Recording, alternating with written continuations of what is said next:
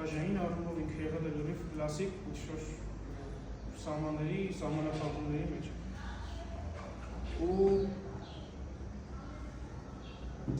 Ու այդ ժամանակ Cahiers du Cinéma-ի 5 կինոքննադատ գլխավոր դեմքեր այդ ալբոմի որոշեցին, այսպես ասած, կռիվ տալ դրան։ Նրանք են Ֆրանսուଆ Truffaut, Jean-Luc Godard, Jacques Rivette,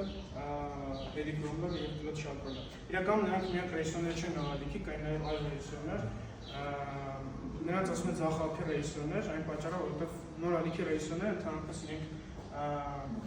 այսինքն թողած համարել այս ալբոմին է, բայց կային նաև ռեժիսորներ, ովքեր նկարում են ֆիլմեր, որոնք համապատասխանում են իրենց ձևով նորալիքի բոլոր ստանդարտներին։ Նրանցից օրինակ Agnès Varda կամ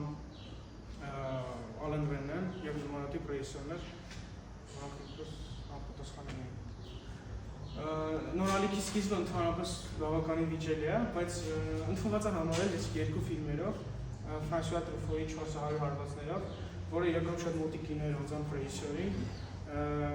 Խնդիրն է, որ ինքը ունեցել է իրականում շատ դժվար մանկություն, մինչև մեծ արդեն տարիքում, արդեն 30-ից տարիքում ինքը անգամ չէր իմանում իր հայրը ով է, մեծացել է ընդհանրապես առանց հայր, մայրն էլ անգամ խնամակալությունից հրաժարվել է և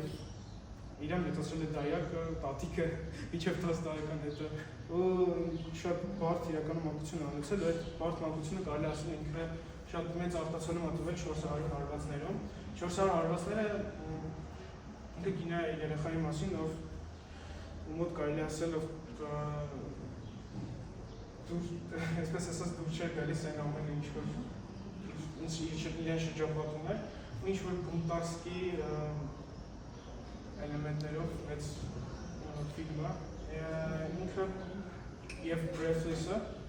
դա Jean-Luc Godard-ի առաջին ֆիլմն էր։ Jean-Luc Godard-ը երևի թե անգամ ամենագլխավոր ռեժիսորն է ընդհանրապես ֆրանսիական նորալիքի։ Ինքը առանձնանում է հենց նրանով, այդ ազատության երևի ազատության պահով գլխավոր արտացոլումներից մեկն է, որովհետև Breathless ֆիլմը ընդհանրապես 4 սցենար համարյա թե։ Մի անգամ ինտերվյու կար, Jean-Luc Godard-ն էր վերցրել հարցազրույց, իրեն խնդրել են ցույց տալ իր հաջորդ մի քանի ֆիլմերի սցենարը, ունդեղ մի ջուր դեպքեր, ունդեղ մի 6-7 էջ երևի թե արդեն դա արդեն 3 ֆիլմի սցենարներ էր, ու այդ ինչ-որ այդ ֆիլմերից մեկը հենց Breathless-ն էր, ունդեղ կային սցենաներ մոտավորապես 20 րոպե, երեսներն ուղղակի քայլում են, ու դա լրիվ իմպրովիզացիա է ամբողջությամբ։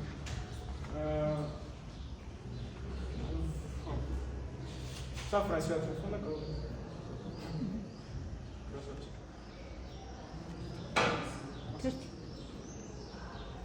Ֆիլմն է, որ այսօր ցույց եմ տալու, Շարլ Ազնավուրը, մեզ սիրելի, երևի թե իր գլխավոր դերը ընդհանրապես կինոյում։ Ես սա Truffaut-ի երկրորդ ֆիլմն էր, ոչ մի բան չեմ ուզում ասել կինոյի մասին, նայեք հետո կքննենք։ Շնորհակալություն։